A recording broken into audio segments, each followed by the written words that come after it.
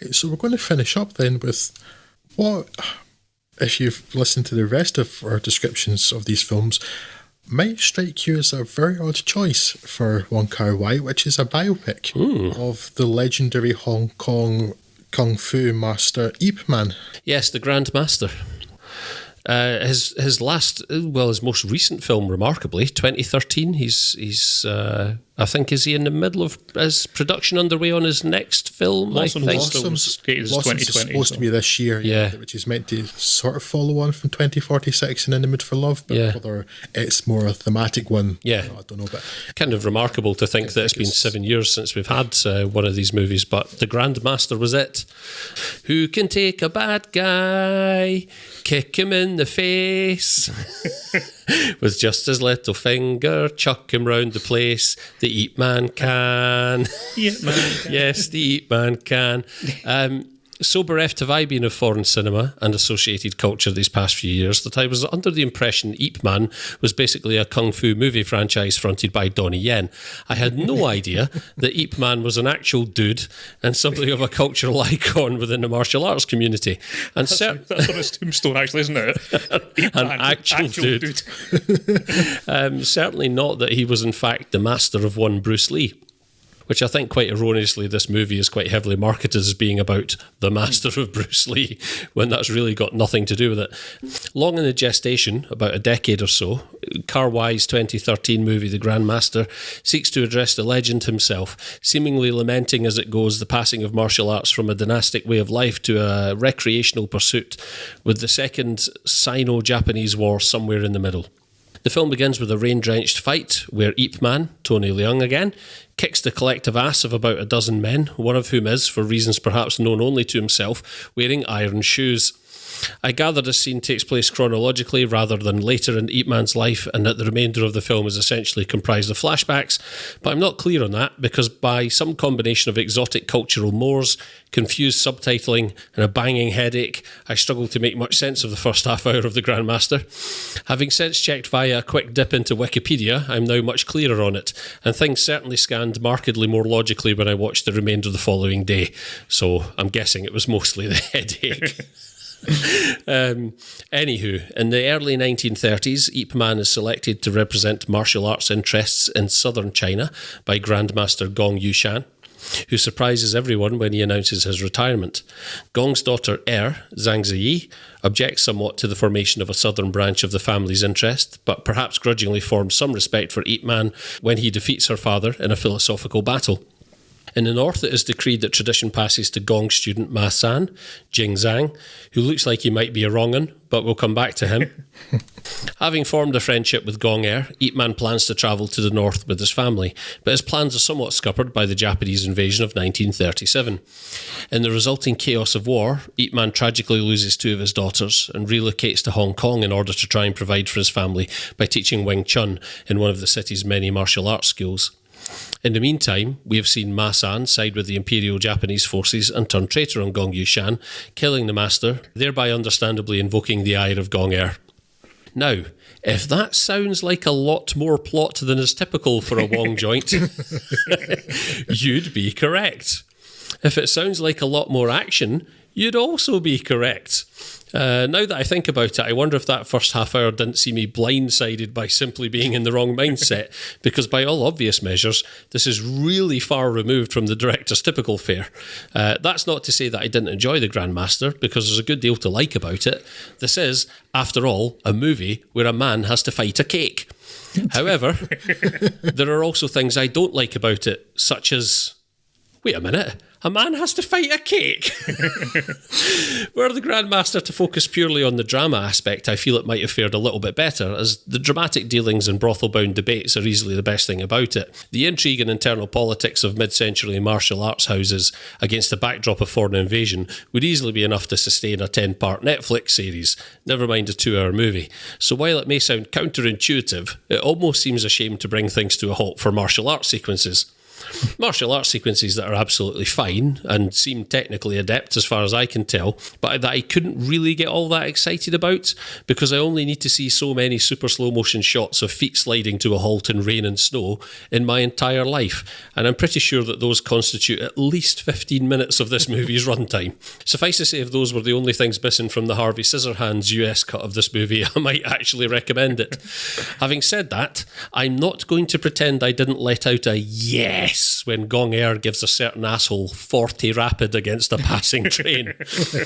On which note, let me once again talk of dignified female leads. While I have no doubt Zhang Ziyi would kick most people's ass, male or female, it's wonderfully satisfying to find her ultimate move is very publicly correcting a battered Ma San's assertion that he passes the family legacy to her. But yes, bit of an odd one this. There's a lot here to like, but it's kind of got a foot in two camps and it can't quite reconcile those in cinematic terms. The Grandmaster is not my highest recommendation of this episode, but I'm not going to tell you not to watch it either because I had a great deal of fun watching it. Yeah, I really like this. I agree with pretty much everything you're saying, and it's certainly not very Wong Kar-wai. It is almost deliberately contrary of him to earlier in his career direct a wushu film that doesn't have any wushu in it and then put it into a biopic instead. That's quite Wong Kar-wai. It's the meta Wong Kar-wai, Scott. Yes. It is a bit confusing in the way that it's structured, but to be honest, I was quite enjoying all my time with it, and it did sucker me into all of its little intrigues. Interesting in a way that they didn't quite go into the... There's a sort of level above it where it's thinking more about the kind of irrelevancy of martial arts in the face of the Japanese war machine, which it kind of hints at round the side, but it doesn't quite get into, but is perhaps it's getting at that thematically when that boy's face gets smashed by a train. Subtle, but it's there.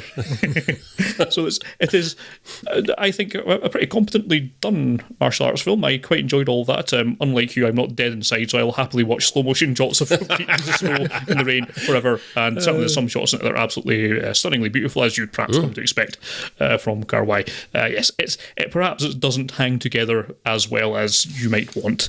It's certainly not up in the same league as something that's committing a bit more heavily to one camp or something like, well, we always go back to House of Flying Daggers and Hero and all that kind of stuff, Crouching Tiger, Hidden Dragon, but we go back to them for a reason. They're really good. And this kind of leans to a degree in that way, but it's also trying to also be an accurate biography of Ip Man at the same time as clearly not being, because he can't actually fly, from what I understand.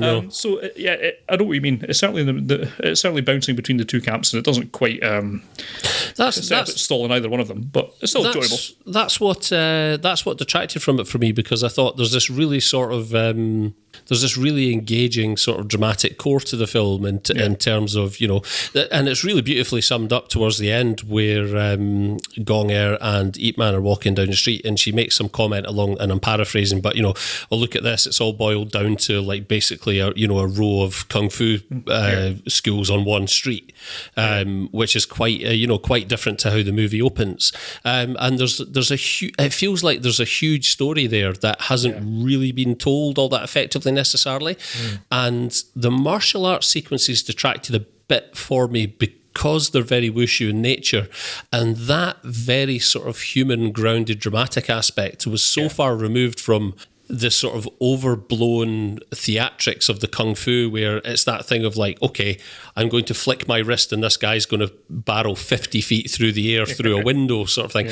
It just didn't quite... The two sides of the scale, it's not to say that it can't be done, but the two sides of the scale didn't balance out for me all that well. Yeah, it makes sense. So it kind of took the edge off for me, and I kind of felt myself by the end of the movie thinking, I really wish the kung fu bits hadn't been in it, because there's more than enough to sustain this film. There's enough of interest there. I was also a little bit put off by I'm not sure what narrative purpose the sort of random leaps in time took. There are certain parts of the film where you'll suddenly get a very disjointed leap back or forward in time, and it's not consistent enough to feel like it was there for any sort of greater narrative purpose. It seems to have been done quite selectively, and I'm not entirely sure what the purpose was. But again, I'm not convinced I had the best set of subtitles, so I could be missing something there. See, I think some of that's to do that. Like what keeps coming up in his films is like the importance of particular dates. That's certainly how. The first time as Tears Goes By starts. Oh no, wait, it's that Days of Being Wild. Is that Days? Was it not largely chronological? I can't remember now. No, I'm talking about the importance of time. Oh, okay. When he says like, remember this 1 minute past 3 or something. Yeah, when he's telling her that he's basically trying to force himself into the lead character's memory. Yeah. You'll dream about me tonight. Remember this because I'm going to give you this 1 minute. Yeah, that's Days Have Been a Wild, I think. Yeah. Anyway, but so there's a recurrent thing of that sort of thing about importance of particular dates. It's In the Mood for Love. It's all about Christmas Eve. Whereas in this, it's about Chinese New Year's Eve. And then when Ip Man goes to see Gong Er on Chinese New Year's Eve and they're toasting to her father, and she said, do you know where I was on Chinese New Year's Eve? Yeah, 10 years ago. Yeah. So I think it's maybe more to do with what the actual significance is. I don't know. I didn't get it. But I think it's maybe more to do with that. And like sort of recurrence of important dates and things. It seems to be a theme in his work. I think that's understandable because we touched on it last episode, didn't we, about how culturally, I suppose, in China certain things hold great significance. And I know there are dates like the Chinese New Year and whatnot that are perhaps more important there than we would necessarily perceive them to be as calendar dates here. So there's maybe some sort of larger cultural significance there for a Chinese audience that is maybe lost on us, perhaps. Yeah, was the Chinese New Year such a big holiday? I mean, like the factories shut down for weeks and stuff. People move all over the country at that time.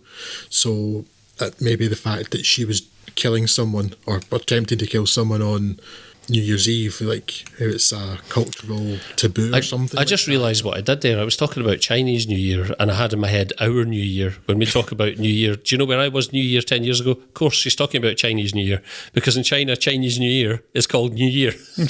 Sorry, I've just realised what a mug I made of myself there.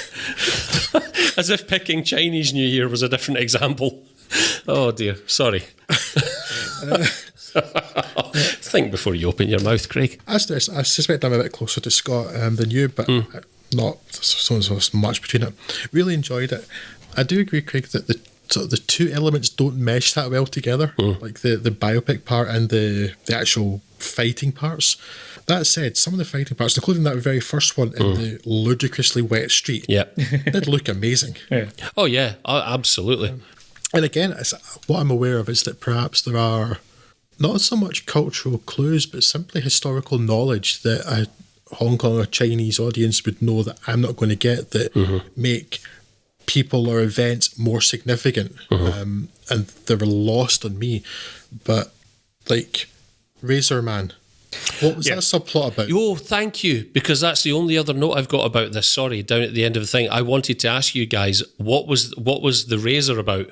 Why did we go back to the Razor's barbershop? Because I wondered if I had, as is often the case, listen, I get interrupted every sort of 10 minutes during a film by the kids shouting in another room and having to go and separate them. And I didn't think I'd missed anything, but I came back, I lost about 30 seconds tops and came back, and Gong Er and the Razor were on the train together, and they had the straight razor out underneath the blanket. And I missed that entire setup. And then after that, I thought, I've just missed a really crucial 30 seconds as to who this guy is. Because we come back to him twice again in the movie where he's kicking the Imperial Force's ass. Yeah, well, he's not. It's triads or something later. Is it? Okay. The first time you see him, he's on the train. Japanese army are clearly looking for someone to just attack one of their soldiers. It's him and... Right, okay, that's the bit I missed then. Where Zhang Xi puts her coat over him and cuddles into him to make it look like they're a couple that have been in the train for ages, so he can hide and not be discovered with the bloody razor in his hand. And then it says the caption that comes up says that she'd just met the Razor, the nationalist agitator or something like that. And if I remember my Chinese history, I think that means he was kind of like the side fighting against Mao, so the Chiang Kai-shek side. Yeah, because that whole scene ends with just that title card, right, saying, on this date, Gong Er met the Razor. And then there's two times later, and at first I thought they were maybe Maoist forces or something, But they're in Hong Kong at that point, and then there's something about when the same guy comes back later and he gets his ass handed to him again. Yeah, because that second scene I thought was still at the point in which Imperial forces would have been occupying. No, but I don't think it is it? I think they're triads. Right, okay. It's the only thing that really made sense there, but regardless, none of it has any business being in that film that I can see, unless like the Razor was like a well-known person and it's like, right, well, he was around this sort of time, we'll put him in. Thank goodness, because I really thought I'd missed something critical that was spoiling my enjoyment of the film.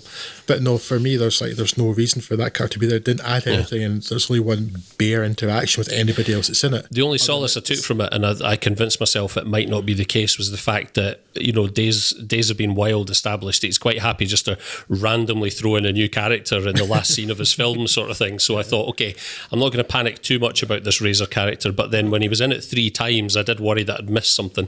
Yeah, when you see him the third time, the caption comes up saying that he also founded a Kung Fu school. Yes.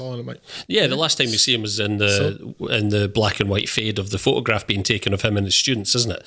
And one of them is the guy, the triad guy, who we'll assume now, who had asked him to teach him. But yeah, like why he was in there, I have no idea. No. I think the problem I had in the films, again, like I knew Ip Man wasn't Donnie Yen. I did know he was real in it, but I didn't really know like quite the cultural cachet it has. I've heard it, but I've never really understood why. This film didn't help with that, because it got to the end and you see, like again, the bit you mentioned when Gong Air and Ip Man are walking. Or is this just Gong Air? No, they're both walking in the street, and Gong Air looks up and goes like, "Look at this street of schools. Is that what Hong Kong has become?" And when Ip Man originally arrived in Hong Kong, in the first place he went to get a job as a teacher. Yeah. The guy says to him, Hong Kong's basically nothing but a kung fu schools now. It like become fashionable. Yeah. And it's kind of like, I guess like gyms nowadays or something like that. Yeah, yeah. And so I see that like the idea of this, at the start of the film, pre-World War II, pre-Sino-Japanese War, it's this great cultural legacy. It's really meaningful.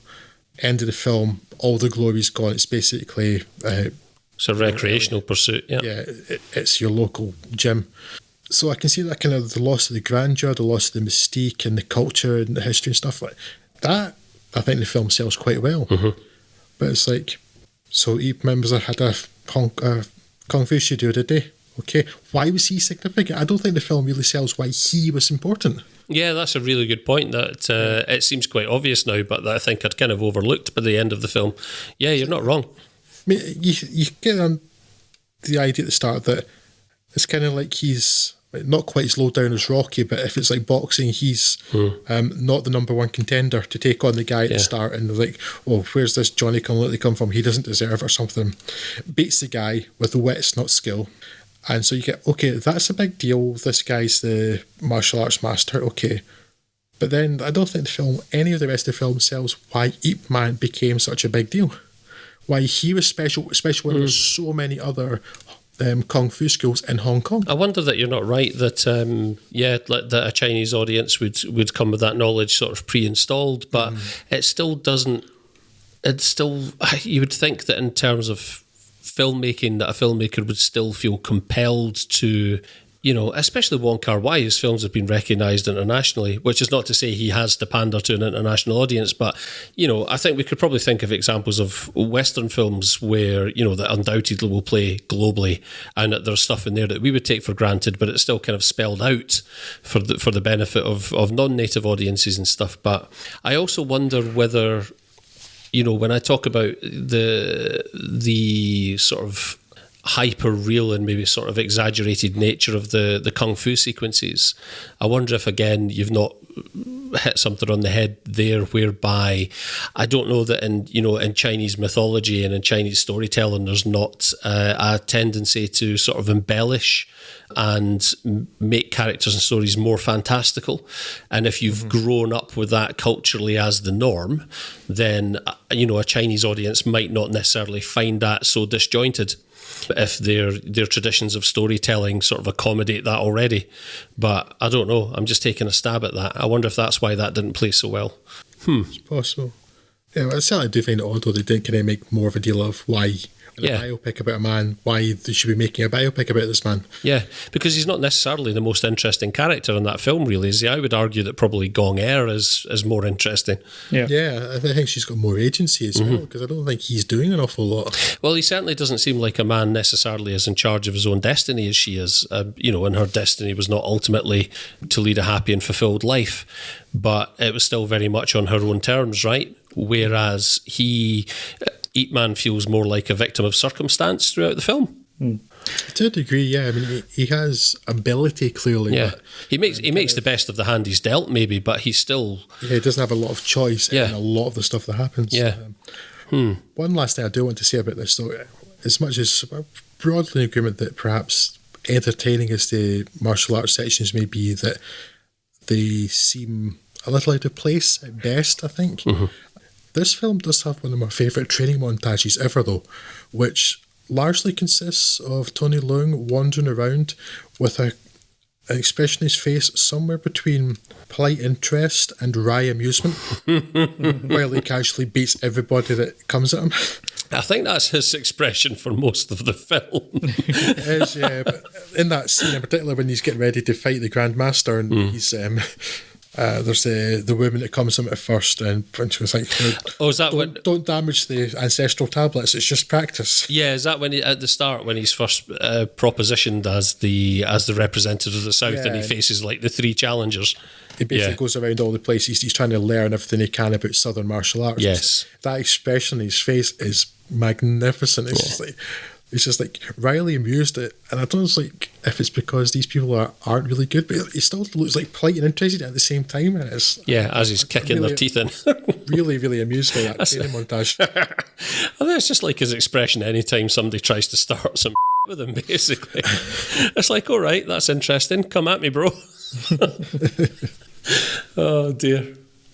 No, not that. It's actually a really enjoyable film. I think I'm probably quite likely to come back to this at some point, actually. It just won't be super high up the list, but I wouldn't want people to get the impression I didn't like it, because it's still a really good film. I think, honestly, though, I would, if I were to watch this again, which I may well, I would do research first. Yes. Yeah, I was thinking that. I mean, is this just because... in China, is Ip Man so culturally significant that, when we do a biopic of Churchill, we don't actually go into much detail about what Churchill did, because we all know what Churchill did, that kind of thing. Well, actually, no, we don't. We do. We'll talk for another day. Churchill's not very nice. But, you know what I mean? If it turns out that he's got that much of a cultural cachet, then maybe it just felt that it didn't need to, and we're just not party to that. But who knows? That's something that it'd be interesting to know. What is this film's Churchill going into the subway shaking the black man's hand? Yes. Yes. Are we just actually coming to it from the wrong point of calibration as well? Because we know that Wong Kar-wai is not like super heavy on plot or necessarily character development. So it's kind of like Ip Man's a character from one of his other films that just happens to be drifting through the middle of this martial arts movie. And maybe we're expecting the wrong thing to, in saying that he's not particularly well developed, or we're not entirely clear on his purpose. Because I suppose you could say that a lot about his other characters as well. Yeah. I would say no, because, well, one, Gong Air is really well developed. Maybe not as a historical figure. I mean, again, I don't know how real that is, but as a character, she is. And the fact that where there isn't character narrative in other films, there is mood. There isn't as much of that in this film, I would say. It is more about character narrative, historical events, rather than trying necessarily to convey a feeling. Certainly compared to his other films, maybe more so compared to another filmmaker, but compared to his other work, not at all. Hey, listen, we've had a good discussion out of it, so I'd suggest that there's some merit to it. Oh yeah, I mean, if anybody else listening has seen it and has either can reinforce our take or has something to tell us that we don't know or have missed, that'd be great to hear. Or even indeed how the US cut fares against this, because I think, did all three of us watch the regular domestic Hong Kong cut? Yes. Yes. I refused to watch the US cut. The rapists cut. It sounded dumbed down, which I always hate. Some cuts are like actually judicious and they're better for it. That's great, but the way this was put, the fact that it's a more linear version that includes explanatory text for Americans less familiar with the story. And now you say that, I was like, maybe some of that would be useful. But I could read a Wikipedia entry before I watch the film and not have it kind of mess with the film. Yeah. Yes, but it'd be interesting to know how much different it is. I kind of wonder whether the Razor makes into that cut, because you could quite easily take that character out. Yeah. There's a case to be made for checking that cut, but I think we're too close. We're too close to the convicted sex offender who, and the events surrounding that right now for me to have the stomach for it, frankly, knowing that was commissioned by him. So there you go. Yeah, interesting. Cool film, though.